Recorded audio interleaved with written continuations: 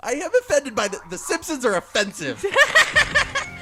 You know, that's funny. My mom said that back in the 90s. I find the Simpsons artistically offensive. Ah, screw it. Hit record. This week on Brain Boy and Darkstar. Wiener, wiener, wiener, wiener, wiener, floppy wiener. Faster! Faster! Too faster! Why is someone not watching the 12-year-old with a pistol?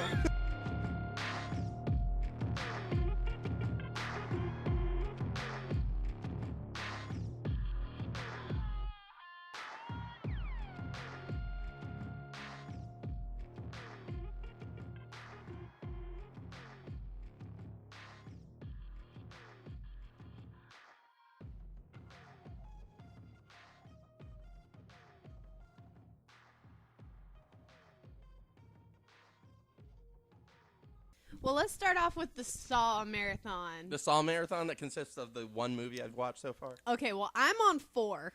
You're on 4. Yeah, Just blitzing right through them. I am. Well, I am up to Saw 4, which is where we actually lose all of the original writers and directors, and it kind of just goes away from them.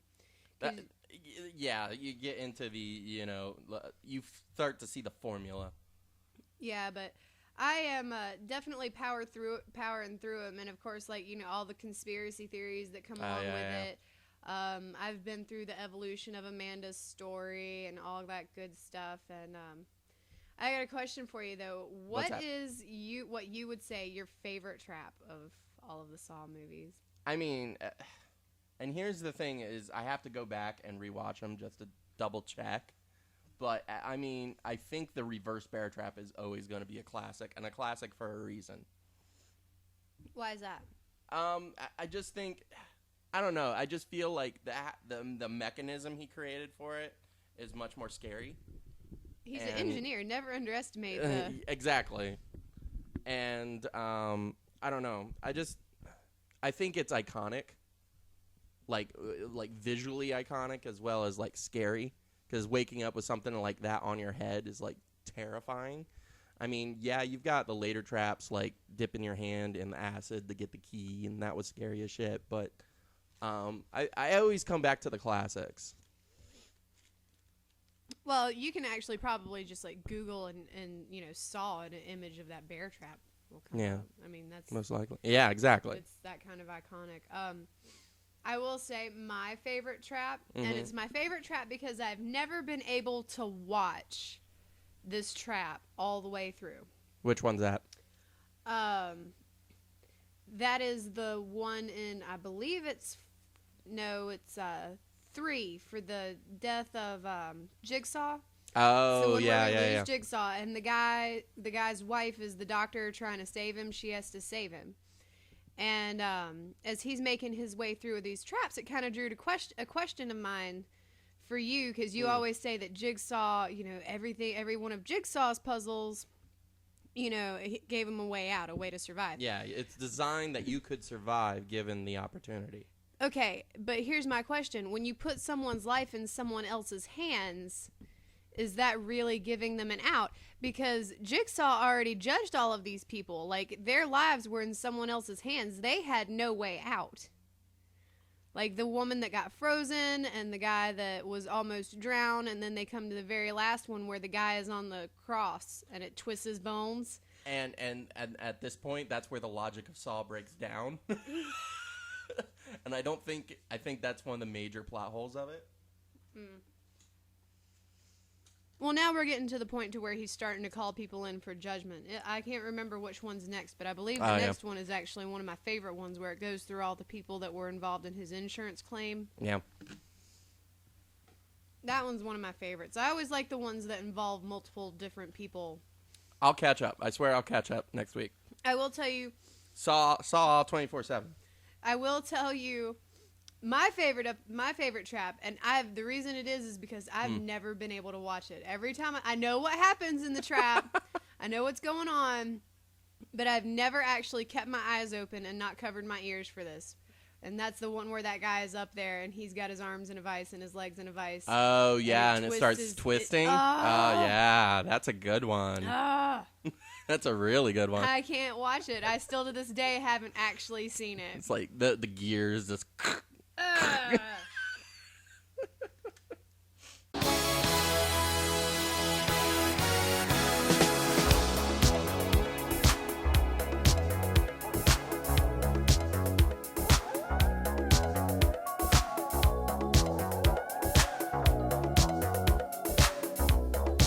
Alright, so you said you've been watching a lot of movies this week. What you been watching? So the first thing I watched was called The Ward. Yes, you like that one? Yes. Yes. It was okay up until the end. I didn't like the twist at the end because I felt I've seen other movies do the same thing, and it wasn't that big of a reveal at the end for me. Mm-hmm. Not like the. Did you ever see the movie Identity with John Cusack? No. It's got the same. Yes. It's a powerful little mic this week. It's really working this week. I don't have to project quite as much. It's a very similar movie in which you have a group of characters in a confined space trying to figure out, what's happening. And by the association, you kind of can figure out what the spoiler ending would be. Mm-hmm. And I really liked Identity. And so when I was watching The Ward, and also I don't think Amber Heard's that great of an actress.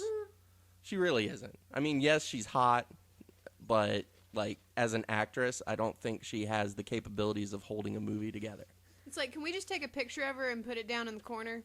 Well, let's put it this way. She is so hot, the only person in the world that's allowed to fuck her is Johnny Depp. Just to put it in perspective. I wouldn't fuck Johnny Depp. You wouldn't? That guy's crazy. He's not crazy. He wants to be a gypsy when he grows up. It's true. He lives in Spain. So I wasn't too happy with that. The other one I watched, which I regret, was A Nightmare on Elm Street 2. Number 2. So number 2 is filled with man ballsack and tighty whities. That is 90% of the movie. That's 90% of the 80s and 90s, though, as well. I don't. Well, no, there's specific shots that like pan up his naked body, up his legs, kind of hover on his ball sack for a while, and then continue up again.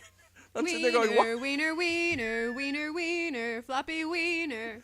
There's a lot of floppy wiener. A lot of floppy wiener. A lot of guy package. Like, too much. Way too much. Too many guys in locker rooms.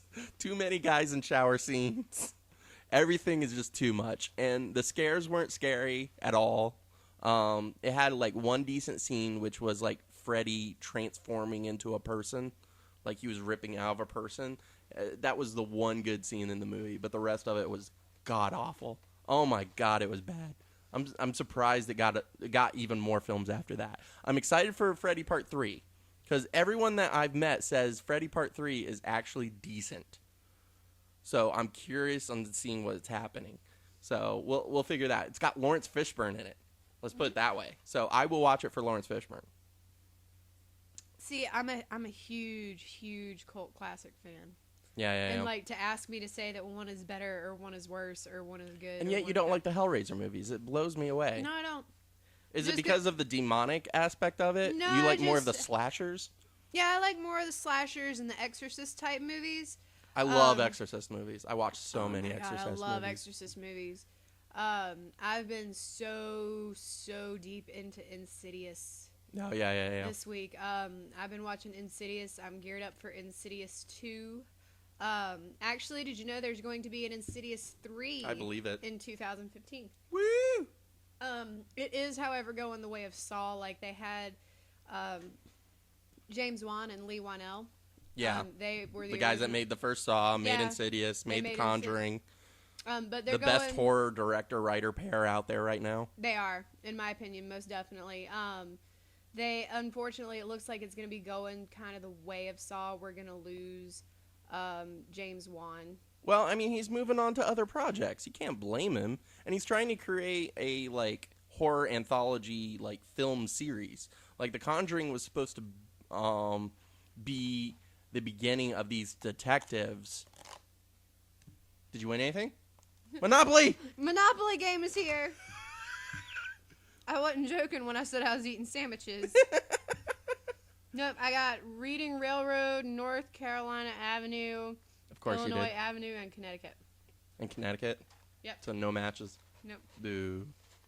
So The Conjuring was supposed to boot off like a whole new series of horror films that would be based around those two main characters. Like they would go around and solve supernatural mysteries. That's why we have that Annabelle movie coming out.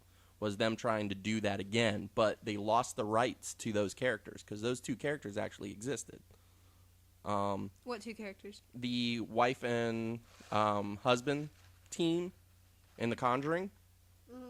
Those are actually based on real people. Same names and everything. They are the most well known. The reason they crinkle, crinkle, crinkle, crinkle, crinkle, crinkle, crinkle. I gotta shove food in my face. Quickly now! Faster! Faster! Too faster! There's so much to talk about, and I don't want to choke. I'll stop. Death by broadcast. Death by broadcast. Be better than the horror movie White Noise. Did you I ever don't want to that see movie? that. I don't want to see It's that. so creepy. I'm probably gonna end up seeing it this month at some point in time. It's so B class and so sucky, but so terrifying. At the Michael same time. Keaton, isn't it? Yeah. Oh goddamn. Poor Michael Keaton. He's coming out with a new movie called Birdman though, and I want to go see it. But back on The Conjuring. So the husband-wife team is actually based on two real supernatural investigators, and they were the first ones on the scene for the real Amityville horror. You know, the real house where all that shit went down. They were the first people they called to bring in to figure out what's going on in the house. And the lady, the wife is still alive, and she still has the library that you see in The Conjuring. Yeah. She still has that in her basement. Creepy woman. Yes. Very religious. Very Catholic religious, too. Creepy fucking woman. Oh, I watched the remake of Carrie. What'd you think? It was good. It was pretty much so kind of like did you see the remake of Old Boy? How it was I don't want to almost- see the remake of it Old Boy. was Old Boy's on my almost- top 3 all-time list, and I don't want to see a shitty remake by a director I don't even like. It was basically just like a screen by screen shot, just a little bit different, kind of modernized and a little bit. It ugh. stuck with the story pretty well. I was don't- impressed. Really? I liked it. I mean, it wasn't. It's not like it was. I mean, the remakes are always, they're never the classics. But the first Old Boy is such a no, masterpiece. no, no, no, It's no. like We're not somebody. talking about Old Boy. We're talking about Oh. Carrie. Oh, okay. No, we won't discuss the remake of Old Boy because No. it was sad. No. Okay. no. Okay. Talk about a horror movie. Jesus Christ! The remake of Old Boy, that was terrifying. Yeah, Good that call, was horrible. Sam. That's going on my top 5. But Carrie, I mean, I was never that much of a fan of the first film. That's because you've never been a teenage girl, Sam. Well, I mean, yes, This one I can call the girl card, okay? I can call a girl pass on this one and say, you've never been a teenage girl, so you don't understand exactly how terrifying it is. It's not a matter of how crazy are you, or, are women crazy or are they not crazy. It's a matter of how well do they handle the crazy. And Carrie obviously did not. Did not. To the point where she killed everybody. She didn't kill everybody in this one.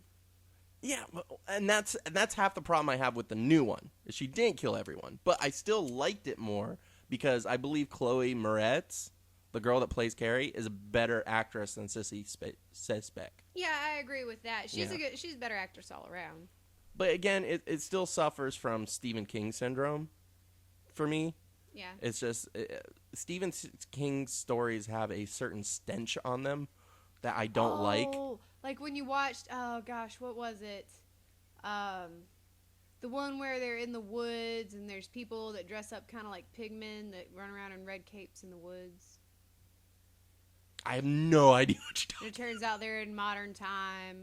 Oh, you're talking about the M. Night Shyamalan movie? Yeah, I Yeah, don't like M. Night King- Shyamalan. Stephen King didn't write that story. Oh, well, whatever. M. Night Shyamalan's weird. I feel the stink of him, too.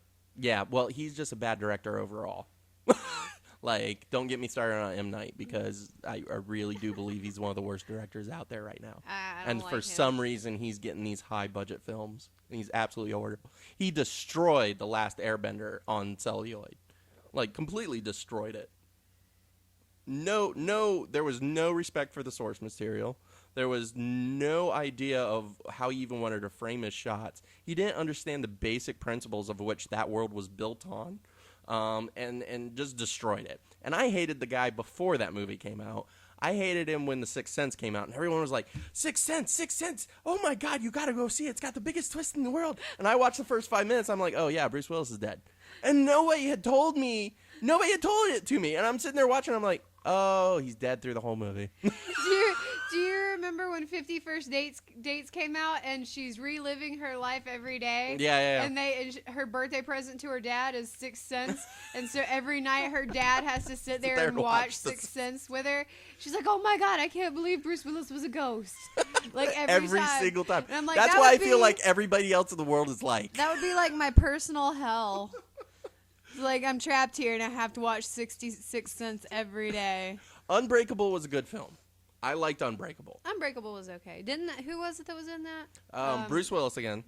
Really? Yes, and Samuel L. I Jackson. thought it was okay. I might be mistaking it for a different movie. I thought it was somebody else. No, it was Bruce Willis again, which was a good film.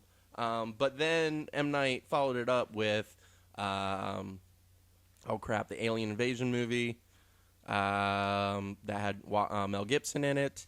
And then he followed it up with Lady in the Water, where he cast himself as a writer. God, that was a and horrible then killed, movie. And then killed the critic that didn't like his writing of the fictional character he put himself in. That was a horrible movie.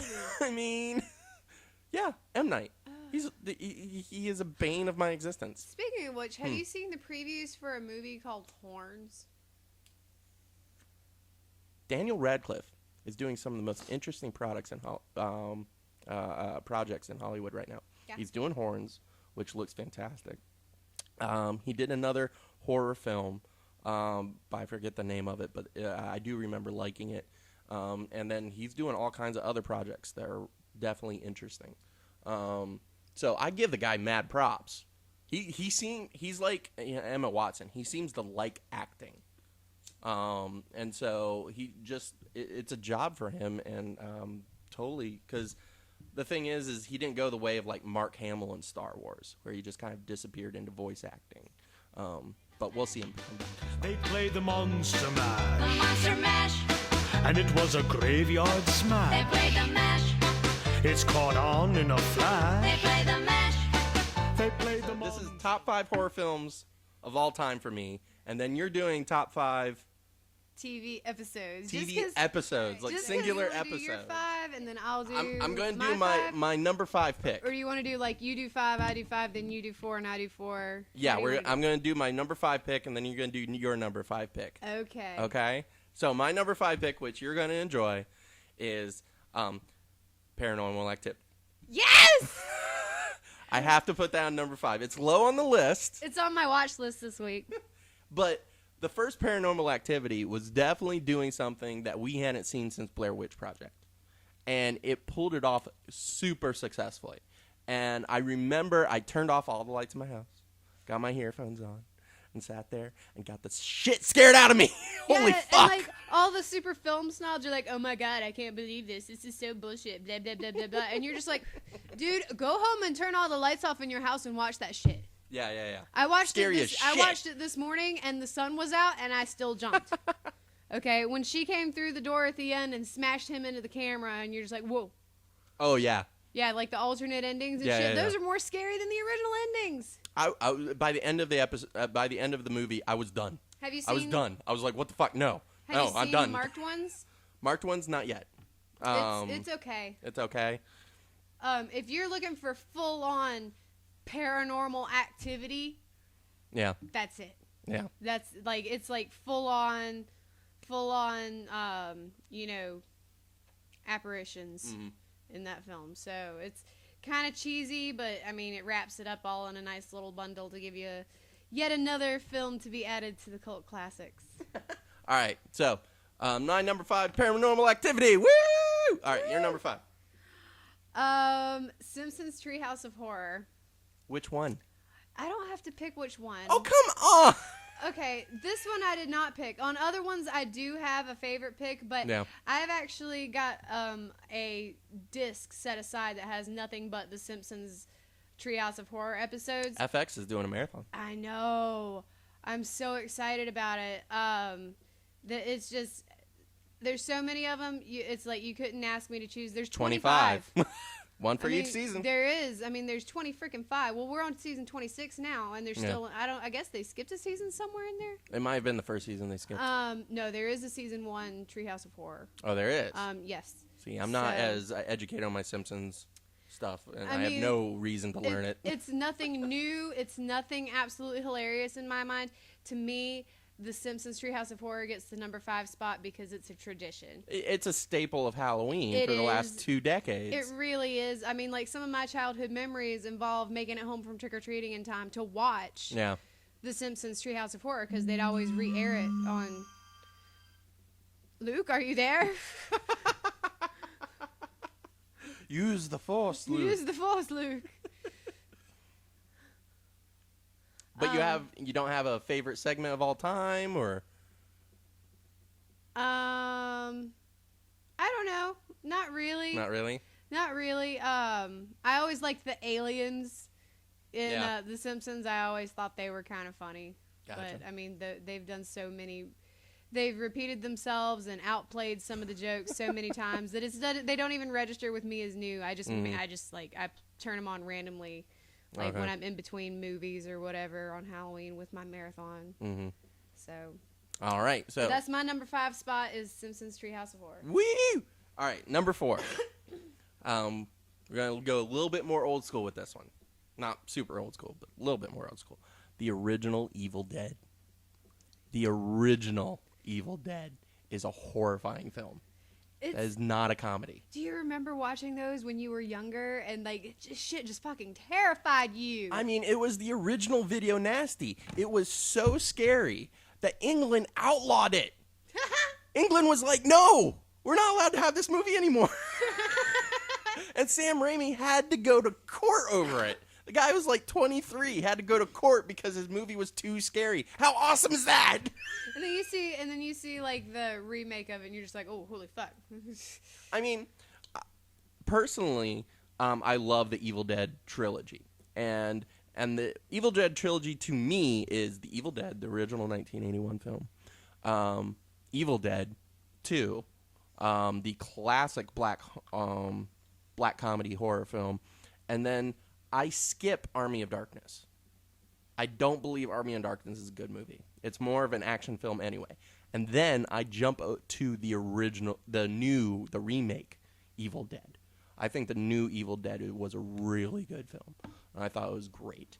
But the charm of that original film is the fact that they found a cabin in the woods just like that and spent several months out there filming it in the fall when they were freezing their asses off. They were using the wrong kind of paint for the makeup, so they were literally using like lead-based paint for the makeup. And then you get to the end of the film where it suddenly jumps into this stop motion animation and it scares the living shit out of you. And oh my god, the first time I saw that movie fucking blew my mind. I loved it. Number 4. That was your number 4, huh? That was my number 4. Well then. All right, my number 4 is a little bit more tame than yours.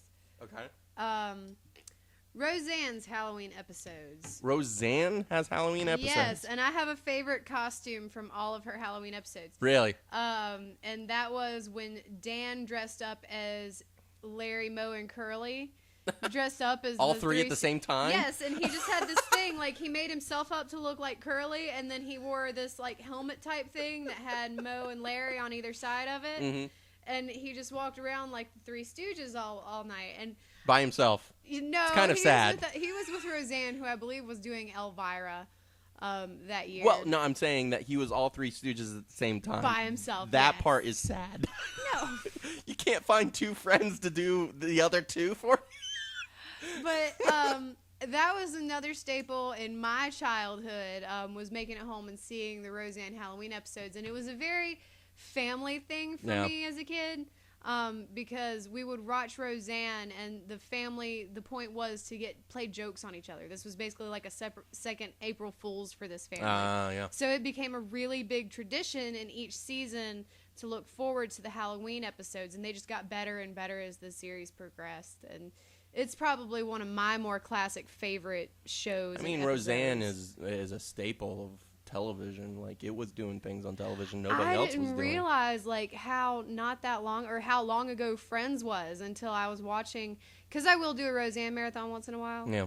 And when I was doing it, I realized in some of the later seasons she's cracking on the Friends girls, Monica and Rachel, and I was like, oh my god! And then I They were realized competing shows. they were competing shows for a Yes. brief time, and I It's was like, Full House versus Family Matters. They And were you on don't at the same realize- time. They were battling it out for ratings. but I mean, like this wasn't much of a time lapse, but it made me realize exactly how old Friends was, and I was like, oh my god, I'm old. All right, you ready for my number 3 pick? I'm ready for your number 3 pick. My number 3 pick is a film I've recently shown you, and I don't think enough people have seen this movie. And I wish more people would see it because I think it's one of the most terrifying movies I've ever seen. It's called Grave Encounters. Grave Encounters. I liked it. It was really scary. What's amazing about that film is its progression. It starts off with this very cliche, we're going to film a scary episode television show for a reality show, and then it just progresses from there and gets darker and darker and scarier and scarier. And the movie had to take a breath there because it takes my breath away. Holy fuck. It really did, because by the time you get into the last like 30 minutes of the movie, you're straight up watching a Cthulhian horror film, and it's like absolutely terrifying. And I love the way it ended. I didn't like part 2 as much, but I did like the way it expanded the mythology. But Grave Encounter is the one. It has just an amazing pace. Isn't that the one you showed me where at the end of the film, the cameras are floating around on their own, and you're just like, whoa. That was number 2. I see. Okay. Because the ending to that one was kind of like... It was a little cheesy. Cheesy. It was a little cheesy, and that's why number 2 isn't. I mean, it's sequelitis. It's like, whoa, and I thought Sopranos Fade to Black was bad. No, nothing's worse than that. Nothing's worse than that. You just don't give up halfway through an episode. At least Grave Encounters 2 had an ending. Goddamn Sopranos. No comparison there. At least it had an ending. This kid didn't even put his name on the SAT form. Yeah, I don't give a shit if you're a Sopranos fan out there or not. Like, you just don't end an episode halfway through it and call it the ending. What the fuck? All right, anyway. But I just love Grave Encounters' pace, and I'm definitely going to revisit it this Halloween because I absolutely love it. And I think it brings a breath of fresh air to the first-person camera kind of boom that we've seen since Paranormal Activity. So what's your number 3? My number 3 is actually, you're probably going to like this, Community Zombie Party. That's a good one. That's a really good one. The one where Tang and Shirley hook up. Absolutely. And Jeff is a zombie and he's still texting. Community had to make the list because it was just such a funny episode. It was them having fun and being goofy, which is what they do best. Chock full of references. Yes, so full of reference. The classic crew was there. We still had, we still had Troy with us, and we still had Pierce. I mean, it was season 2. Yep. Season 2 of Community is the season of that show. Every single episode in that season is almost perfect. I love that show. I'm so glad that Yahoo picked it up. At least we really are going to get 6 seasons in a movie. And I really hope that Well, Troy we got and 6 Pierce- seasons. There's no... Did you hear what happened to Shirley? No. The actress No. that played Shirley. What happened? I believe it's her grandfather is seriously sick, and she had to leave the show to take care of him. So we lost Shirley. It was very sad. Very, very sad. I hate that show's falling apart. But Anyway, that's my number 3 pick for top TV show episodes. Ready for my number 2? I'm ready for your number 2. Give it to Are me. you sure you're ready for number 2? Because I don't think you're ready for number 2. Well, we can skip to number 1 if you prefer. No. No. No, you got to deal with I'm it. fully prepared. Do I You need to gotta brace deal with it. myself? I will brace Yes. myself. Okay. Yes. I am braced. Dun, dun, dun. Is it your favorite because it's scary or because it's good? Both. Because I'm too terrified of it to actually judge it from any kind of a critical standpoint. The first Alien is a masterpiece of horror. Because what it did is it took the haunted house. And what is your main objective of a haunted house? What is the first thing as a viewer watching a haunted house movie? What is the first thing you say? I want to be scarred. No, it's you get out of the house. Just leave the Oh, house. yeah, get the fuck out. Just leave the house. Yeah, leave. Well, in Alien, it took the haunted horror house, threw in a monster, and then put it in space. And where the fuck are you going to go in space? There's nowhere to go. And only in space no one can hear you scream in space. No one. And I love the mythology that they build up. You got the space jockey at the end, and then you've got the different parts of the alien. So you've got body horror going in. You've got body horror going on. You've got monster horror going on. It even does the classic scared cat routine really well. And the characters there are molded in such a way that they feel very natural. And so you feel for these characters when they're just getting taken out left and right. And just every sequence in that movie is almost perfect to me. See, I glazed over the second we went into space. No shit. No, like what was really bad was like 30 seconds in, I was like, oh my god, I really do glaze over every time we go into space. So I tried to reel myself in, which was what you saw me sitting there laughing at myself about. And then I realized that I was glazing over again by being distracted and laughing at myself.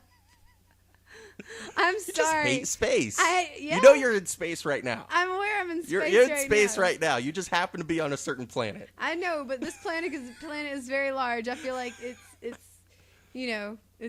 like being on a giant bubble. I mean, not really in a giant bubble, but on a giant bubble, which It's not a very safe bubble. I know. Shut up. Aliens could come to us at any point in time. Earth stood still. All right, are you ready for my number 2? Yes, go. South Park Season 1 Halloween special where everybody gets pink eye and turns into zombies.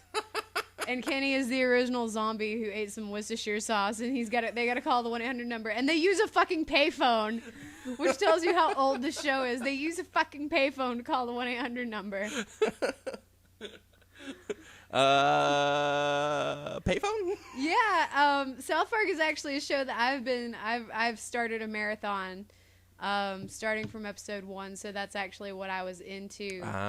And of course, South Park, really good, long-standing tradition of having killer Halloween episodes, so they're definitely up there on my top pick as far as series altogether, having good Halloween episodes, but definitely season 1 is a classic that goes on my watch list every year of having to watch that Halloween episode. And you can watch Woodland Critters Christmas, which is also a Halloween episode in itself.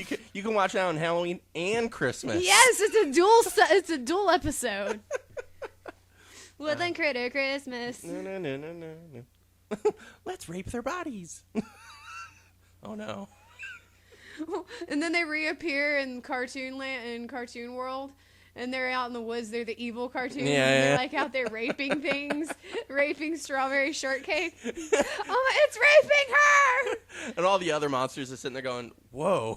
All right, what's your number 1 pick? Number 1 pick is an absolute classic. This is usually on everyone's top number 1 list of greatest horror films ever made, and for good reason.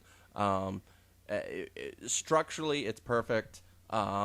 It's got your classic like axe murderer in there. It's got your feeling of dread, your inability to escape. All of that is in this film at the same time and masterfully crafted. So tell us what it is before you review it. and masterfully crafted.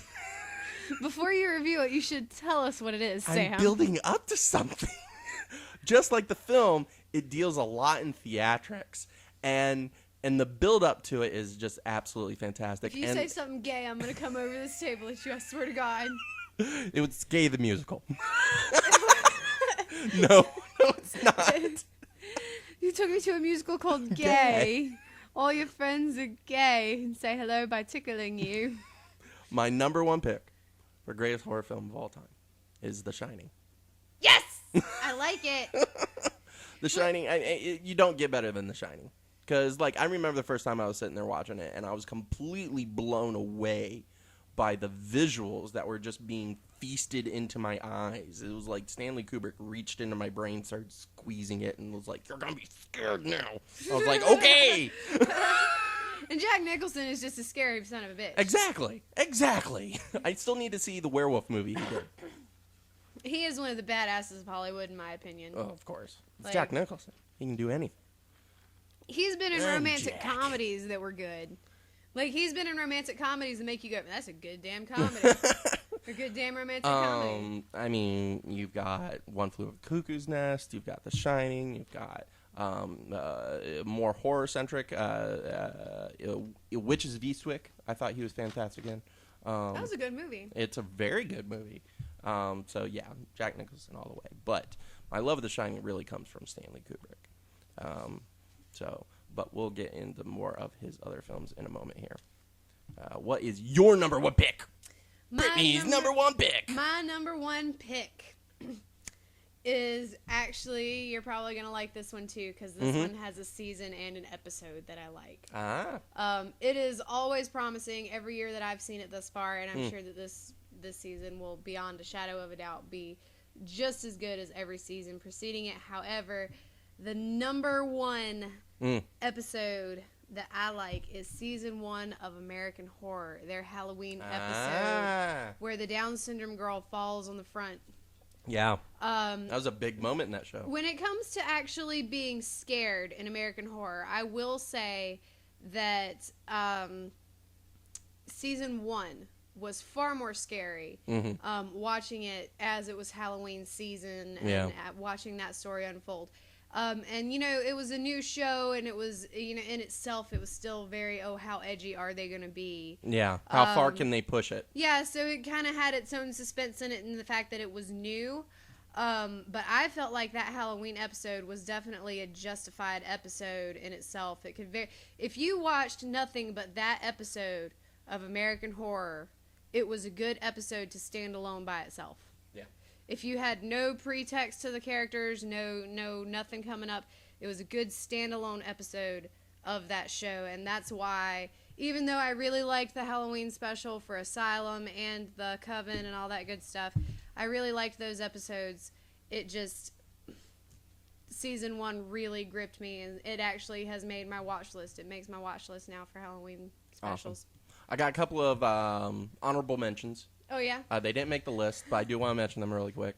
The classic film Nosferatu.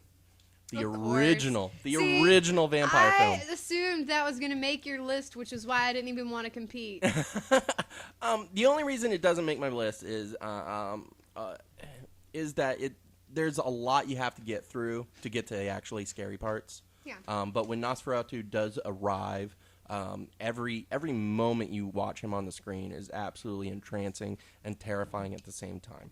My second honorable mention is the first part of a horror anthology film called VHS.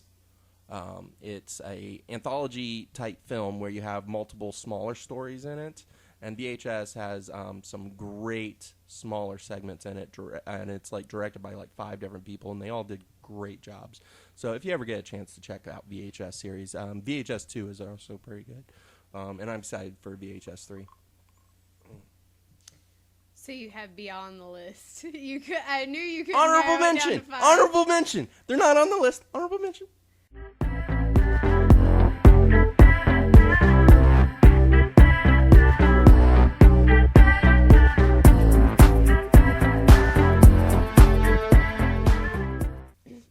Anyway, moving on to my weekly TV report.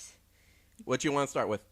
I was gonna lead off with American Horror, whose Halloween episode actually airs this week. Yes, I'm but we need to super talk about excited the for last it. episode. That's fine. I don't mind talking about the last episode of it. I'm just saying their Halloween episode airs this week, and I'm super excited for it. As far as last week's episode goes, like I said, I'm not sure if I'm all about the story. I'm still definitely all about the show. So the last week's episode definitely felt like it was setup. We're still in the setup phase of the season, and it's about to kick in the full gear, I feel like. Yeah, I feel like, too. They are going to be taking a hiatus coming up on the 12th, which means we're not I mean, like, we're coming up on, like, some serious... They got to get that train rolling soon. Yeah. And it will be, because there'll definitely be a cliffhanger coming up here shortly. But I'm not sure how I feel about Kathy Bates' accent. It's really weird for me. I mean, I get what she's going for. It's like a broken English-Irish accent or Sure. whatever. But it's really hit or miss. She is not a character I care about right now. She's kind of in the background. She's not a character I care about. She's definitely an actress I care about. Right. But so like I'm looking at it more from a performance standpoint. Her accent, and I'm not. I mean, I can tolerate Jessica Lange's accent a little bit more than I can. Well, she's hamming it up. Yeah, She's hamming it up. She Oh, is yeah. playing a Oh, yeah. character of that type of character. Yeah, she's playing a ham of a character, Mm-hmm. which is what Miss Mars is. So, I mean, that's neither here nor there. And definitely she's jealous over the twins. She's so jealous over She's those jealous over twins. one of the twins. Yeah, and she gave her a blade. She's totally trying to talk her sister into killing herself. See, they have secrets. This is my theory. One of those heads is coming off by the end of this series. Yeah, but then what are they going to do? There won't be the headliners anymore, which I think, no pun intended. Well, I mean, consider the headliners. Get it? That was a horrible pun. Two heads walk into a bar. That was such a bad pun. I completely ignored it and kept going. What are you thinking of the clown side story? I am terrified of that clown. It goes back to my irrational fear Did you of see when his aliens. mask came off? Yeah, and Holy he has no jaw. fuck. He has And no it's like jaw. rotting in there, so Bleh. something's holding him together. Do Then you think he's dead? I think there's something supernatural going on that we haven't been introduced to yet. I think there is a supernatural element to this season I can that we haven't already- gotten there yet. I can already predict the end of this season. Really? All right, What's from your prediction? from Tell me your episode 2. prediction. The clown's gonna go crazy and just kill everybody. Like they're gonna try to adopt him, and he's gonna think that he's one of them because he saw him chopping up the cop that way, and they're gonna be like no and reject him, and then he's just gonna kill everybody at the end of the season. That's gonna be like the end of the End of episode. the season. Yep. So that's going to Yep, be that's the how they're end gonna of end American it. Horror Story Freak Show. Is the clown just kills everybody? Yeah. Wow, that's a That's a vague prediction, Brittany. It's a lot of story in between too. To Yeah, get I to know, such right? A subtle ending. well. He's definitely getting pulled more into the rest of the story because I mean he's kind of like this outlying character that's killing these people. And but he's buddied up with the baby guy now. yeah. That freaky guy. Oh, you want to talk about performances? Every time that guy's on screen, I need to find out the actor's name, but I am sucked into everything he's doing. He's a horrible individual doing horrible things, but I can't take my eyes off of him What- every time he speaks a word. I like the girl that plays his mother. I can't Oh, remember yeah. her name right now. Well, she's an American Horror Story alum. She's also the mom in 6 Feet Under, and you know how all hail 6 Feet Under. Oh, good lord. That's kind of like you giving people a mulligan for Buffy. If you were in 6 Feet Under, you can do no wrong in my Yeah, book. that's pretty like much. I've seen Parenthood. Like So, do you know who wrote this episode? And who is writing the majority of these episodes? Who? Tim Minear. nice. Do you know who Tim Minear is? Not a clue. Okay. Tim Minear was the he wrote a bunch of Buffy episodes. So he was under the tutelage of Joss Whedon. Oh, so right now Sam is like all hail American Horror. No, I mean, you want to talk about the influence that Buffy has had on television. Some of the best shows on TV right now are from writers of Buffy. Tim Minear went on to be a main writer on Angel, helped create Serenity, and also is a co-creator of the Game of Thrones television show.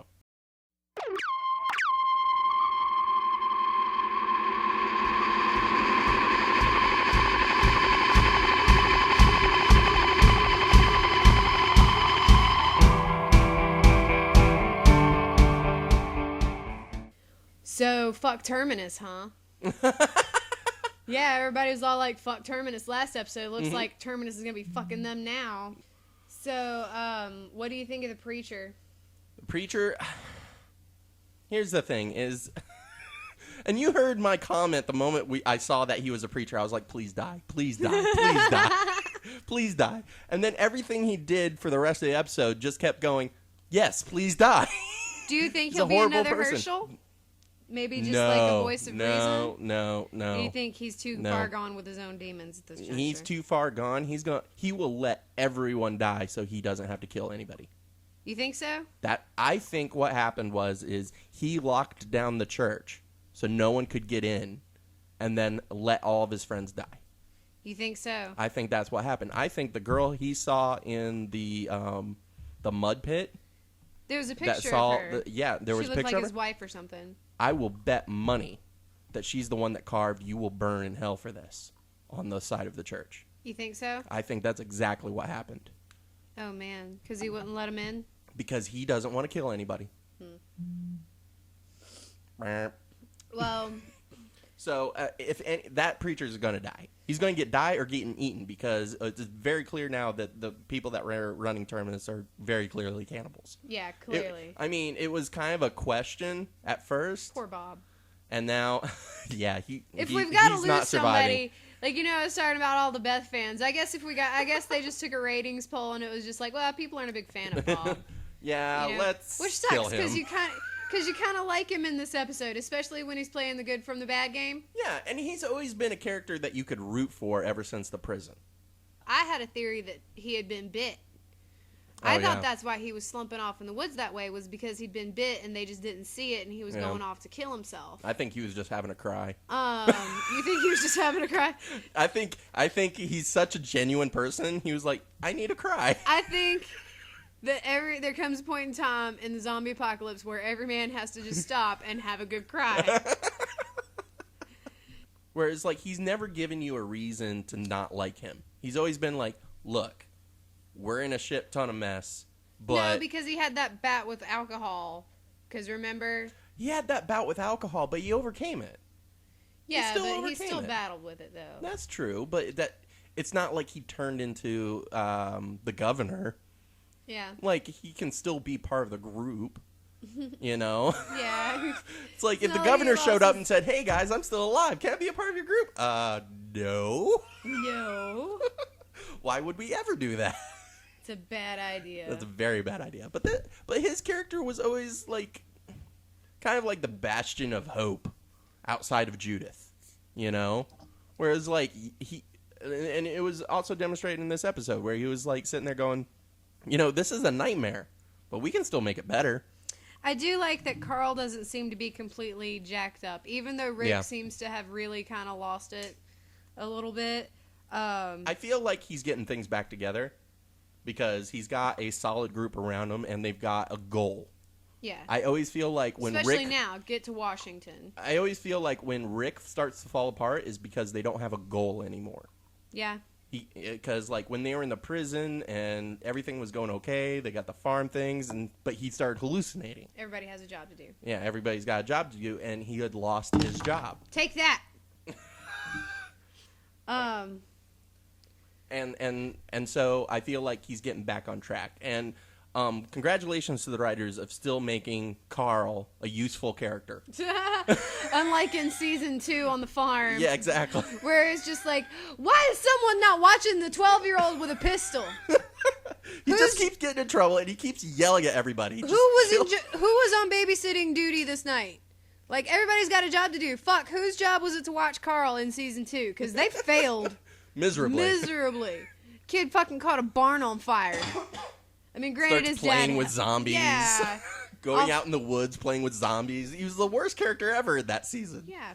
But now, in this episode, they come back and he was like, so I've been investigating the church. Yeah. Yeah.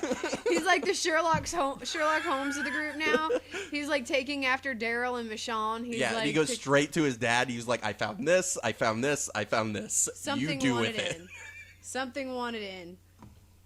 And he was smart about it, too, because he was like, this doesn't make him a bad guy per se, But something happened. Something happened here, and it was really bad. So So- useful character to have around.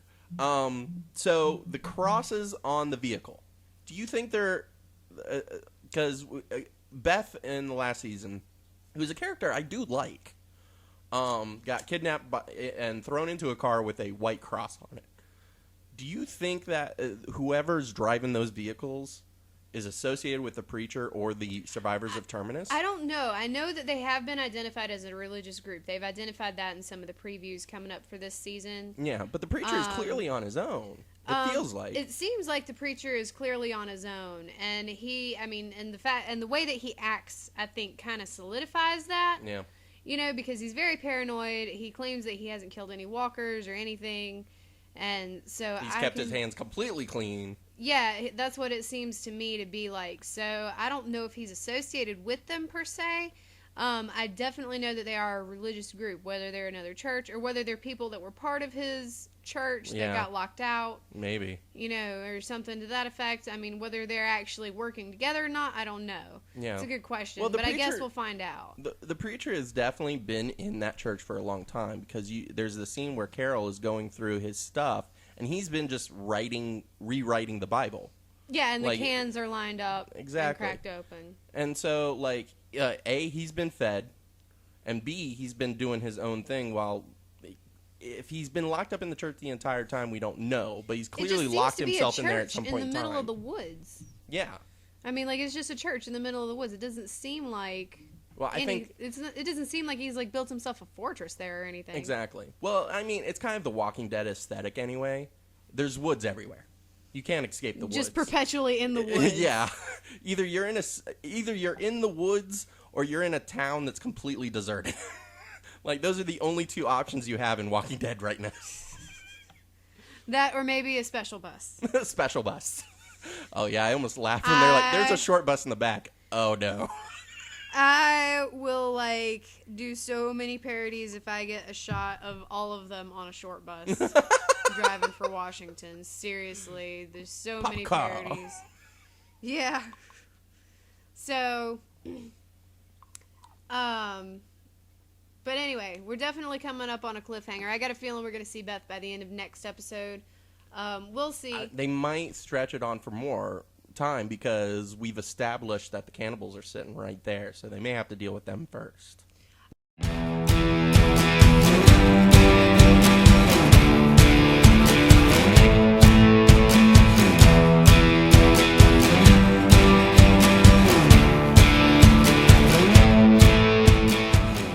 So, I have a lot to say about South Park. South Park. Yes, you know how I told you that I'm normally disappointed with either the first episode or the second episode of every season? And usually the first or two episodes, yeah. I have enjoyed every episode of this season. I have laughed through every single moment. It seems like they're picking up some of the better, more classic South Park elements, which is something I like them on Facebook. So I see all the time they're posting like, what's your favorite line from such and such or whatever. Yeah. But and everybody likes it or everybody finishes the sentence Doing or whatever. crowdsourcing. Yeah, crowdsourcing. And so they've been doing that, but it seems like they've really taken like some of the better elements of South Park and brought them back into play. So you like Mimsy and what's his name? I like Mimsy and what's his name. They're cool characters. Shut up, Mimsy! And Handy Car was definitely a really good episode. And it didn't necessarily tie into the storyline like we were thinking we were going to see fluidly throughout the season. But there's still hints of it. But there's still hints of it, like Randy riding by, yeah, yeah, yeah. I am Lord. I am Lord. Yeah, yeah, yeah. It's true, Stan. I am Lord. I don't know who I am anymore. After I watched Handy Car, I went back and watched the other three Yeah. in recession. It was a good day for me. And that of course, you know, this season I believe they're looking at doing 2 episodes, which is something that in the past with Matt and Trey has not been consistent. They have kind of fluctuated with how many episodes go per season since the beginning, and that, like the first 2 seasons were like 17 episodes, and then we knocked down to 14. Then we knocked down to 13 because, you know, one episode makes the difference. And then I think last season we were down to 12, and this season we're looking at 10. Yeah. But I imagine that that's because of 7 days to air. I mean, it's got to get tiring. You can only do it for so long. And they've been doing it for how many years now? Yeah, and like they don't even like to really do holiday episodes. Like last Thanksgiving episode, they got to the end of it and like a giant turkey busts through the doors of the school, and it's just like, oh yeah, that's right. And their Christmas episodes are nothing but about shopping. Yeah, pretty much. Friday. Black Friday. Which I love that two-parter, by the way. That was a great two-parter.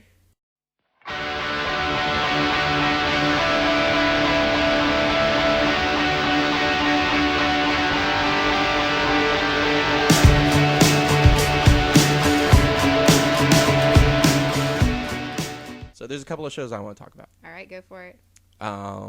There is a bunch of superhero shows coming out, and I'm Gotham's a different conversation. I want to talk about. Chuck just texted me a minute ago. He said that The Flash was awesome. It He said was he finally awesome. I saw bits and pieces of it from what Chuck was watching it. Only 2 episodes have aired so far, so it's right there at the beginning of the season. So if you want to jump on the show, now's the time to do it. And what's great about The Flash is that the guy playing Barry Allen is very charismatic. You really do join him on that adventure, being a superhero and having to deal with the consequences of that, because this is very early in the Flash's career. And what the first episode has done is it gave us a glimpse into the future, showing us the wider realm that the Flash will inhabit. And so far the show is top notch, and I'm really liking it. The only bad part of it is really when his secondary crew, the people that support him as the Flash, they're part of Star Labs and they're nerdy scientists and stuff like that, and those scenes don't gel that well. But I believe as the show progresses and evolves, they're going to get switched over to some kind of other role, and we're going to see some really fun stuff. They've cast Captain Boomerang, who is one of the Flash's greatest nemesis, and he's actually going to be in Arrow first, and then cross over into the Flash. Oh, I've seen Arrow. Mm-hmm. And Arrow so far this season has been pretty good.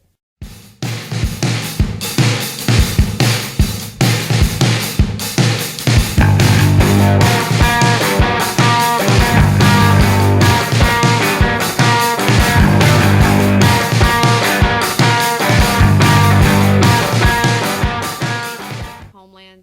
Yeah. I love to hate this show. You're just watching it now to hate it? Yes. No, like, okay, first off, I really like Claire Danes, and I didn't realize how much I liked Claire Danes until Clearly I realized. a lot.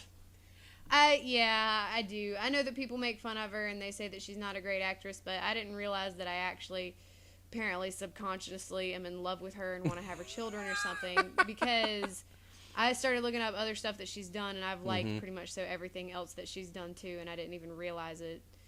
And so now I'm kind of ashamed of myself a little bit. But it's one of those shows that definitely, like, you watch the first episode and you're like, oh my God, this better get good. And then the next episode is like, it's great, oh my God, and it draws you back into the story. It's one of those shows that it only lets you go out so far before it draws you back in.